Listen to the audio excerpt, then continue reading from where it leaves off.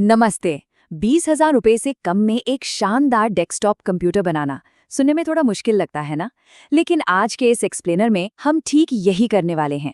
हम हार्डवेयर चुनने के पूरे प्रोसेस को इतनी बारीकी से डिकोड करेंगे और हर एक पुर्जे की गहराई में जाकर देखेंगे कि कैसे एक एकदम सटीक और बैलेंस्ड मशीन तैयार की जा सकती है। अब सबसे बड़ा सवाल जो जहन में आता है, क्या महज 20,000 का पीसी सच में ढंग की परफॉर्मेंस दे सकता है? आजकल हार्डवेयर मार्केट का हाल तो हम सब जानते हैं। अलग से लगाए जाने वाले ग्राफिक्स कार्ड्स की कीमतें आसमान छू रही हैं। ऐसे में बिना महंगे ग्राफिक्स कार्ड के इतने सीमित बजट में एक अच्छी परफॉर्मेंस वाली मशीन खड़ी करना वाकई एक बहुत ही दिलचस्प पहेली है। तो चलिए इस पूरे ब्लूप्रिंट को स्टेप बाय स्टेप समझते हैं।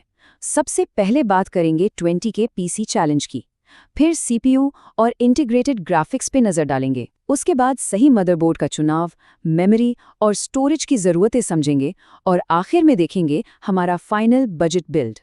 शुरुआत करते हैं हमारे पहले और सबसे अहम हिस्से से, द 20 के पीसी चैलेंज। इतने टाइट बजट में कंप्यूटिंग की इस आधुनिक प्रॉब्लम को सुलझाने के लिए हार्डवेयर आर्किटेक्चर को देखने का पूरा नज़रिया ही बदलना पड़ता है। देखिए, जब अलग से ग्राफिक्स कार्ड लगाने का बजट ही नहीं है तो सारा का सारा भार सीधे हमारे प्रोसेसर पर आ जाता है। मतलब प्रोसेसर को ही आर्म कैलकुलेशंस भी करनी है और डिस्प्ले पर ग्राफिक्स भी दिखाने हैं। इसी डबल ड्यूटी निभाने वाली चिप को अक्सर एपीयू या इंटीग्रेटेड ग्राफिक्स वाला प्रोसेसर कहा जाता है और यही दोहरी भूमिका इस पूरे बिल्ड की असली जान है। अब आते हैं दूसरे कदम पर, सीपीयू और इंटीग्रेटेड ग्राफिक्स। यहाँ मार्केट के दो सबसे बड़े दिग्गजों के बीच कांटे की टक्कर देखने को मिलती है, AMD की राइजन सीरीज और इंटेल की कोर सीरीज। एक तरफ हमारे पास है AMD का राइजन 3 4300G। ये 7 नैनोमीटर आर्किटेक्चर पर बना है। इसका सीधा सा मतलब है छोटे ट्रांजिस्टर्स, जिसका फायदा ये है कि बिजली की खपत कम होती है, हीटिंग की प्रॉब्लम ना के बराबर होती है और इसमें बेहतरीन वेगा 6 ग्राफिक्स भी मिल जाते हैं। वहीं दूसरी तरफ इंटेल का i3 10100 है। ये एक 14 नैनोमीटर चिप है जो ऑफिस के कामों और अकाउंटिंग सॉफ्टवेयर्स के लिए एक बेहद सॉलिड और भरोसेमंद वर्कहॉर्स साबित होता है। यहाँ एक बात समझना बहुत जरूरी है, बजट इतना लिमिटेड है कि हमें पुरानी जेनरेशन के प्रोसेसर्स पर ही निर्भर रहना करता है। उदाहरण के लिए, अगर नया 12th जेन इंटेल i3 11200 लेते हैं तो उसकी कीमत ही करीब 10,000 रुपये है। इसे लगाते ही हमारा 20,000 का बजट तो तुरंत हवा हो जाएगा। इसीलिए 6,500 से 7,500 की रेंज वाले पुराने राइजन 3 या Intel i3 10100 price to performance के मामले में एकदम परफेक्ट फिट बैठते हैं। चलिए आगे बढ़ते हैं तीसरे हिस्से की तरफ, सही मदरबोर्ड का चुनाव। मदरबोर्ड पूरे सिस्टम की नींव होता है। यही तय करेगा कि पावर सप्लाई कितनी स्टेबल रहेगी और भविष्य में अपग्रेड करने के क्या-क्या रास्ते खुले रहेंगे। जैसा कि इस मैट्रिक्स में देखा जा सकता है, मार्जिन यहाँ भी बहुत टाइट है। इंडियन मार्केट में गीगाबाइट का H410M H और AMD के A50 मदरबोर्ड्स लगभग 3,800 से 5,800 रुपीस के स्वीट स्पॉट में बड़े आराम से फिट हो जाते हैं। एक खास बात और, अगर कोई AMD पर सिस्टम बना रहा है तो A50 chipset high speed memory को बहुत अच्छे से सपोर्ट करता है और ग्राफिक्स से अच्छी परफॉर्मेंस निकालने के लिए ये एक बहुत बड़ा प्लस पॉइंट है। अब आते हैं चौथे पड़ाव पर, मेमोरी और स्टोरेज की ज़रूरतें। सिर्फ प्रोसेसर या मदरबोर्ड तगड़ा होने से काम नहीं चलता, ये सपोर्टिंग कंपोनेंट्स भी उतने ही क्रिटिकल हैं।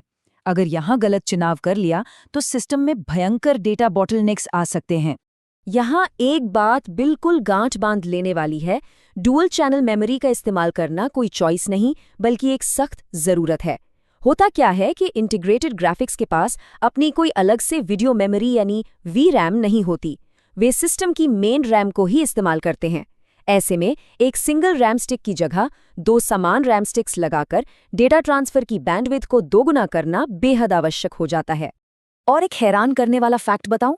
अगर सिस्टम में धीमी या सिंगल चैनल रैम लगा दी जाए तो हैवी एप्लीकेशंस में परफॉर्मेंस सीधे 20% तक गिर सकती है।